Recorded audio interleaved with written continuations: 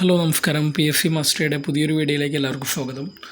നമ്മൾക്ക് സിവിക്സ് എന്ന് പറയുന്ന ടോപ്പിക്കിൽ ഏറ്റവും പ്രധാനപ്പെട്ട ഒരു ഭാഗമാണ് ഗവേണൻസ് എന്ന് പറയുന്നത്. പബ്ലിക് അഡ്മിനിസ്ട്രേഷൻ, ബ്യൂറോക്രസി ഉൾപ്പെടെയുള്ള പല വ്യത്യസ്ത മേഖലകളും കവർ ചെയ്യുന്നതോടൊപ്പം തന്നെ പറയുന്ന ഒരു ഗവേണൻസ് അല്ലെങ്കിൽ അഡ്മിനിസ്ട്രേഷനുള്ള ഒരു നോവൽ ഒരു പുതിയ ട്രെൻഡ് തന്നെയാണ് ഗവേണൻസ് എന്ന് പറയുന്നത്. നമുക്ക് എല്ലാവർക്കും അറിയാവുന്നതാണ്. ഏറ്റവും പ്രധാനപ്പെട്ട ഒരു ഭാഗം തന്നെയാണ്. അപ്പോൾ എന്താണ് ഗവേണൻസ് എന്ന് നോക്കി കഴിഞ്ഞാൽ ഇത് വളരെ പ്രധാനമായിട്ട് നമ്മൾ മനസ്സിലാക്കേണ്ടത് ഗവേണൻസ് എന്താണെന്നുള്ളതല്ല, അതിനപ്പുറത്തേക്ക് ഗവേണൻസിൻ്റെ 4 ടൈപ്സ് ഓഫ് ഇൻട്രാക്ഷൻസ് എന്തിനൊക്കെയാണത് പ്രധാനമായിട്ടും ഊന്നൽ നൽകുന്നത്, അതേപോലെ തന്നെ എന്തൊക്കെയാണ് ഇതിൻ്റെ അടിസ്ഥാന തത്വങ്ങൾ, അല്ലെങ്കിൽ ഗവേണൻസ് മൂലം ഉണ്ടായിട്ടുള്ള പുതിയ വ്യത്യസ്ത ഇൻട്രാക്ഷനുകളിൽ, അതായത് ഇപ്പോൾ ഗവൺമെൻറ് പോലുള്ള സംഭവങ്ങളിൽ പെടുന്ന പുതിയ കാര്യങ്ങൾ എന്തൊക്കെ പോളിസികൾ അല്ലെങ്കിൽ എന്തൊക്കെ പ്രോഗ്രാമുകൾ തുടങ്ങിയ കാര്യങ്ങളാണ് ഗവേണൻസുമായിട്ട് ബന്ധപ്പെട്ട് അറിയേണ്ടത്. എന്താണ് ഗവേണൻസ് എന്ന് ചോദിച്ചു കഴിഞ്ഞാൽ പബ്ലിക് അഡ്മിനിസ്ട്രേഷനിൽ അല്ലെങ്കിൽ നമ്മളുടെ പൊതുഭരണത്തിൽ വന്ന ഒരു പുതിയ അപ്രോച്ച് തന്നെയായിരുന്നു.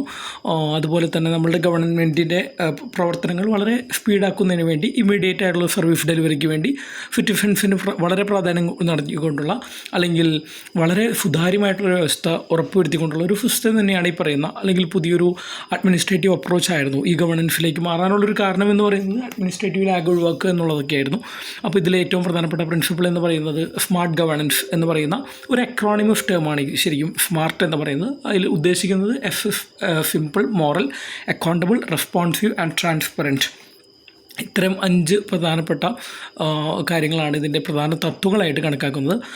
ഗവേണൻസ് എന്ന് പറയുന്നത് വ്യത്യസ്ത തരത്തിലുള്ള മാറ്റങ്ങൾക്ക് വിധേയമായിക്കൊണ്ട് മുന്നോട്ട് പോകുന്ന അല്ലെങ്കിൽ വ്യത്യസ്ത തരത്തിലുള്ള റിഫോംസും അതേപോലെ തന്നെ പുതിയ മോഡിഫിക്കേഷൻസിനും വിധേയമാകുന്നു എന്നുള്ളതാണ്.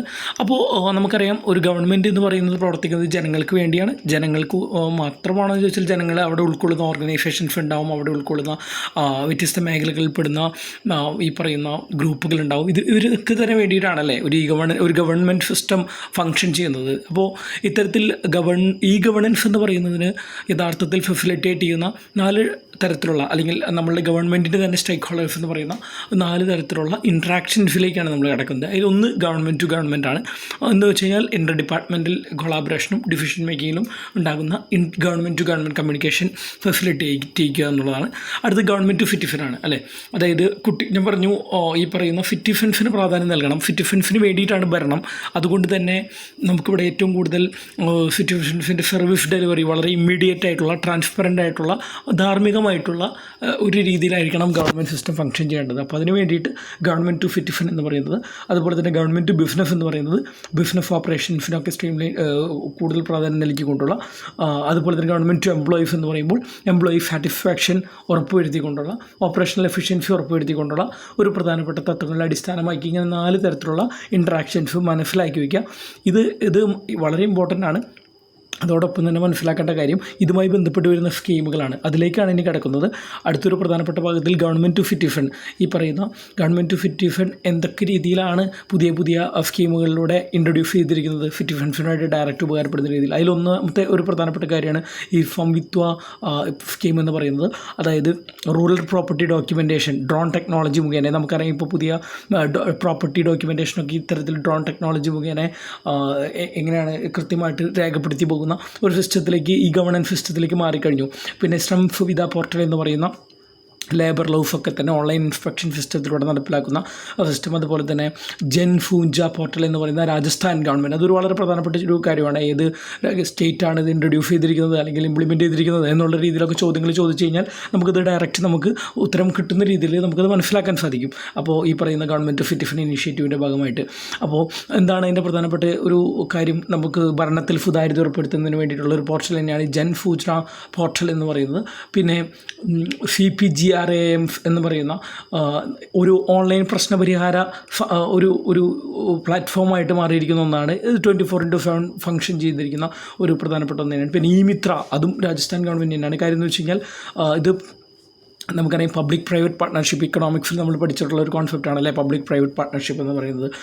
അപ്പോൾ ഇത്തരത്തിൽ പബ്ലിക് പ്രൈവറ്റ് പാർട്ട്ണർഷിപ്പിൻ്റെ ഒപ്പം തന്നെ ഭാഗമായിട്ട് പ്രവർത്തിക്കുന്ന ഒരു മിത്ര പോർട്ടൽ കൂടി ഇതിനു വേണ്ടി ഈ ഗവൺമെൻറ് ടു സിറ്റിസൺ ഇൻട്രാക്ഷൻ്റെ ഭാഗമായിട്ട് ഇവിടെ ഇൻട്രൊഡ്യൂസ് ചെയ്തിട്ടുണ്ട് എന്നുള്ളതാണ്. ഇനി ഏതൊക്കെയാണ് ഗവൺമെൻറ് ടു ബിസിനസ് ഇനീഷ്യേറ്റീവ്സ് നോക്കാം. അതിലേറ്റവും പ്രധാനപ്പെട്ട ഒന്നാണ് ഈ 5+ എന്ന് പറയുന്ന ഒരു ഇനീഷ്യേറ്റീവ്.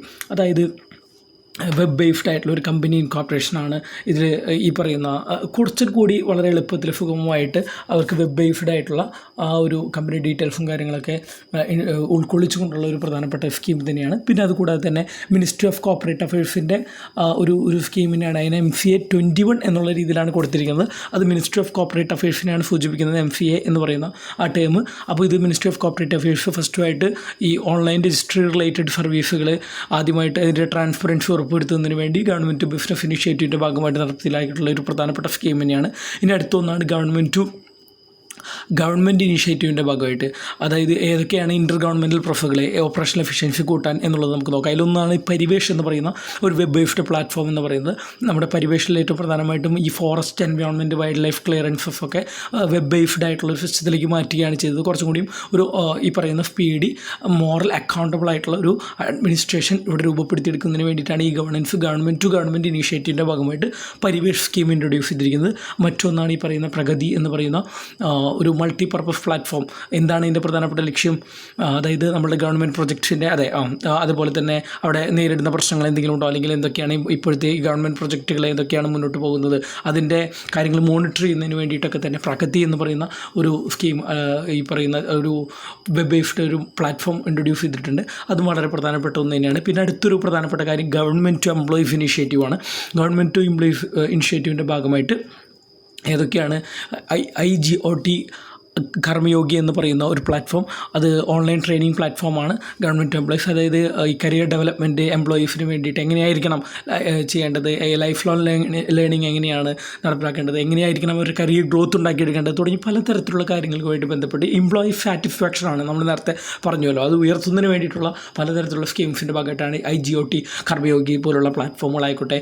ഈ പോസ്റ്റൽ ബാലറ്റ് എന്ന് പറയുന്നത് നമുക്കറിയാവുന്നതാണ്. അത് electronic voting for specific section four of the electorate, അതായത് ഒരു ഇൻക്ലൂസിവിറ്റി ഇലക്ഷനിൽ ഉറപ്പുവരുത്തുക തുടങ്ങിയ കാര്യങ്ങൾക്ക് വേണ്ടി എംപ്ലോയീസിന് വേണ്ടിയിട്ട് ഇപ്പോൾ വളരെ അകലെയുള്ള ആളുകൾക്കൊക്കെ ആയിട്ട് ഏർപ്പെടുത്തിയിട്ടുള്ള ഈ പോസ്റ്റൽ ബാലറ്റ് പോലുള്ള സ്കീമുകൾ, ഇതൊക്കെ തന്നെ ഇത്തരത്തിൽ ഗവൺമെൻറ് ടു എംപ്ലോയീസ് ഇനിഷ്യേറ്റീവിൻ്റെ ഭാഗമായിട്ട് നടപ്പിലാക്കിയിട്ടുള്ള പ്രധാനപ്പെട്ട ഈ ഗവേണൻസിൻ്റെ ഭാഗമായിട്ടുള്ള ഒന്ന് തന്നെയാണ്. അപ്പോൾ നമുക്കറിയാം ഈ ടെക്നോളജിക്കൽ അഡ്വാൻസ്മെൻറ്റിൻ്റെ കാലഘട്ടത്തിൽ ഈ ഗവേണൻസ് ഒരുപാട് വളർന്നു കഴിഞ്ഞിരിക്കുന്നു. നമുക്കറിയാം നമ്മുടെ ഒരു ഇന്ത്യയുടെ പോപ്പുലേഷൻ്റെ 70% റൂറൽ ഏരിയയിലാണുള്ളത്. അപ്പോൾ അതുകൊണ്ട് തന്നെ ഈ റൂറൽ അർബൻ ഡിസ്പാരിറ്റി ഇല്ലാതാക്കിക്കൊണ്ട് ഈ പറയുന്ന ഗവേണൻസ് എല്ലാവരുടെയും സ്പീഡി ഇംപ്ലിമെൻറ്റേഷനിൽ എത്തിക്കുക എന്നുള്ളതാണ് പ്രധാനപ്പെട്ട ലക്ഷ്യം. ഡിജിറ്റൽ ഇന്ത്യ ഉൾപ്പെടെയുള്ള എല്ലാ തരത്തിലുള്ള പ്രോഗ്രാമുകളിലും ലക്ഷ്യം അത് തന്നെയാണ്. അപ്പോൾ ഇതോടുകൂടി ഒരു ട്രാൻസ്പെറൻ്റ് ആയിട്ടുള്ള എഫിഷ്യൻ്റ് ആയിട്ടുള്ള എക്കണോമിക് ഡെവലപ്മെൻറ്റും സോഷ്യൽ ഇൻക്ലൂഷനും സർവീസ് ക്വാളിറ്റിയും പ്രൊവൈഡ് ചെയ്യുകയും അതുവഴി ഒരു പുതിയ അഡ്മിനിസ്ട്രേഷൻ വളരെ നല്ല രീതിയിൽ കെട്ടിപ്പടുക്കുക എന്നുള്ളത് കൂടിയാണ് ഈ ഗവേണൻസിൻ്റെ ലക്ഷ്യം എന്നുള്ളത് മനസ്സിലാക്കുക. ഇത്രയും പോയിൻറ്റുകൾ ഉൾക്കൊള്ളിച്ചുകൊണ്ടായിരിക്കും പല സ്റ്റേറ്റ്മെൻറ്റ് രീതിയിൽ ചോദ്യങ്ങൾ വരിക. അപ്പോൾ ഈ വീഡിയോ എല്ലാവർക്കും മനസ്സിലായെന്ന് വിശ്വസിക്കുന്നു. നമ്മളുടെ വീഡിയോ നിങ്ങൾക്ക് ഹെൽപ്ഫുൾ ആവുകയാണെങ്കിൽ നിങ്ങൾ സബ്സ്ക്രൈബ് ചെയ്യുക. ഒപ്പം തന്നെ അടുത്തുള്ള ബെല്ലൈക്കൺ കൂടി ക്ലിക്ക് ചെയ്ത് കഴിഞ്ഞാൽ ഞങ്ങൾ അപ്ലോഡ് ചെയ്യുന്ന ഓരോ വീഡിയോയും നിങ്ങൾക്ക് പുതിയ നോട്ടിഫിക്കേഷനായിട്ട് നിങ്ങളുടെ ഫോണിലെത്തും. Okay, thank you.